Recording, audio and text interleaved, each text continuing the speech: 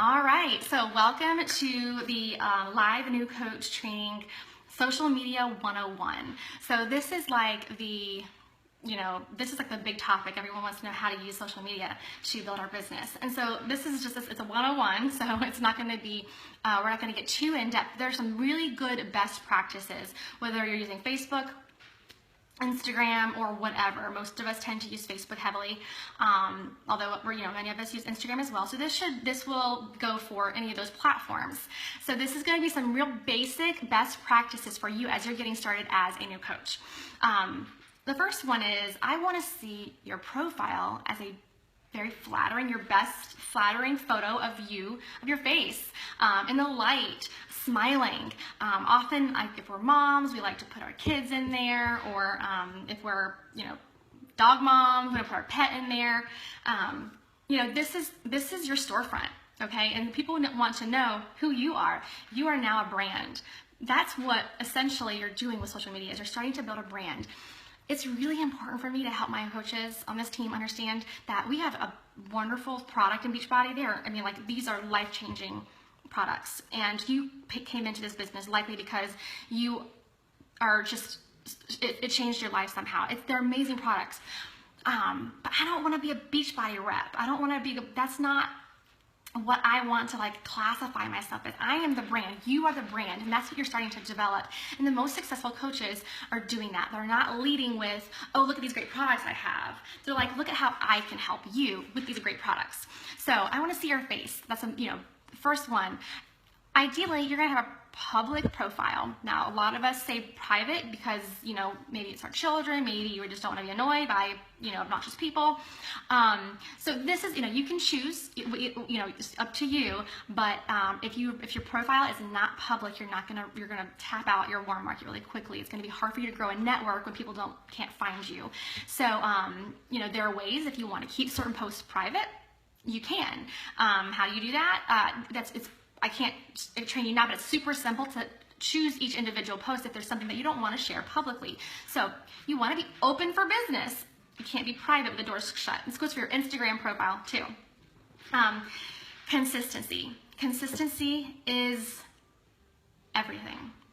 Consistency is everything. You got to show up every day. I get it. I had not a lot of friends on Facebook. I posted every other day, and it was always about my kids. So this was hard for me. I was super shy, super paranoid about people would think about me. But this is essential.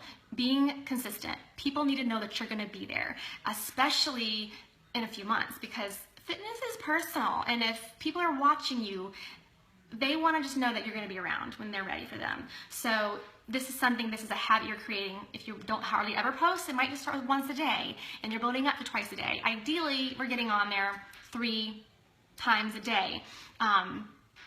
Some people feel the need to open up a like page or a business page. I think this is a great idea.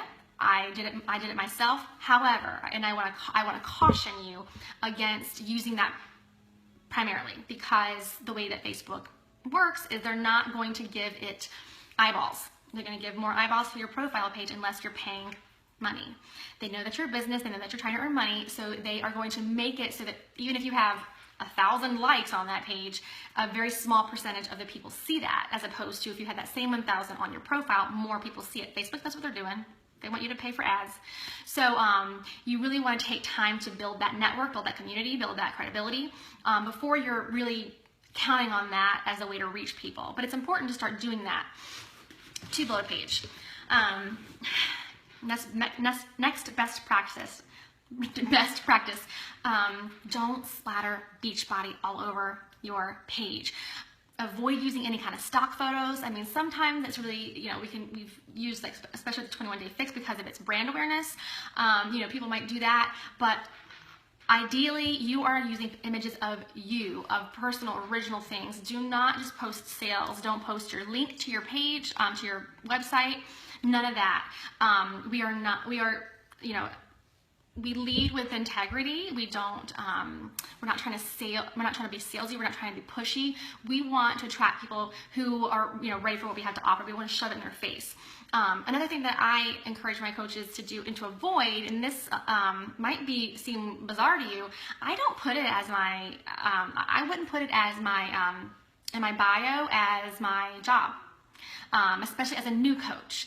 Until you are pretty established in your business, it's pretty much known what you do. I think there's some rule of thumb I just heard today was once you're a star diamond coach, that might make more sense because you have a credibility behind it. But people are already on guard to MLMs, and if you say I'm a Beachbody coach, and especially if you're not consistent and establishing a history of success in this yet, they're already going to be put off. So I don't even do that. And you might choose to say I'm a health and fitness coach, or I'm a fitness passion, I'm a fitness advocate. You might put that there just to kind of get people to know that's something that you want to be known for. I don't know, but I avoid putting that there. So we don't splatter BB like Beachbody. We don't do.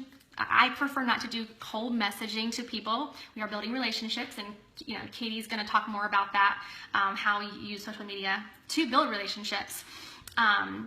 But just know this, people are always watching. As you're growing in the beginning, it's going to be scary. You're going to be like, oh my gosh, only 2 people like that post, or 5 people like this post, but no one liked my post about my 5-day free group coming up. That's normal.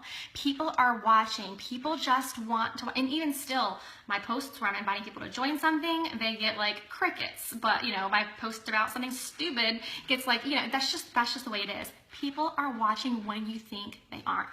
I wish I could give you statistics or something, because it has blown my mind, the people who come around and want my help that I had no idea are paying attention because they never liked or commented on anything. People are watching you. They are paying attention, and just because they're not commenting and liking, they are. And like I said, they just want to see if you're someone that they trust to work with.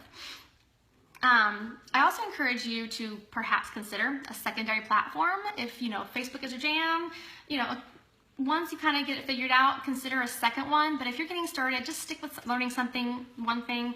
Know this, social media is ever changing. And so, you could take trainings for social, like Facebook or Instagram, but really you just become a student of your audience. Some people say, oh, it's best to post at nights, or it's best to post here. And that might be mainly true, but you get to learn what works for you over time. And so don't expect it to be there's a black and white hard rules with this. You're going to get to learn it as you practice. And that's what you got to do. You've got to stay consistent and do it on a regular basis to start to see what works for you. What was I going to say next? Oh, so here's what we essentially are trying to do when we post on social media. We're trying to get more traction, more affinity, more eyeballs on our stuff. So Katie's going to talk to you about growing your network a little bit. But, so how do we do this? Facebook loves, I'm talking about Facebook specifically. Facebook loves when any post is liked or commented on, and especially shared. So you're trying to invite likes. I posted something just an hour or so ago. I was making tofu, and I said, curious, do you A, love it, B, something, I forget what I said, and it's okay, 3, ew, gross, whatever. So I'm inviting a comment on that, or if you love donuts, I don't know, but you're trying to get likes and comments, and especially shares. So the more that you do that, the more eyeballs. So that's what we want more people to see our posts. So if you think that, oh my gosh, I can't post 3 times a day because then everyone's gonna think I'm annoying. Well, guess what? Out of 100 friends, maybe only 10 of them are even seeing one of those posts. That's just the way this works. We think that, oh my gosh, all of our friends are gonna see this. That's not how it goes. A small fraction of our audience does, and the more we get traction, the more they see it.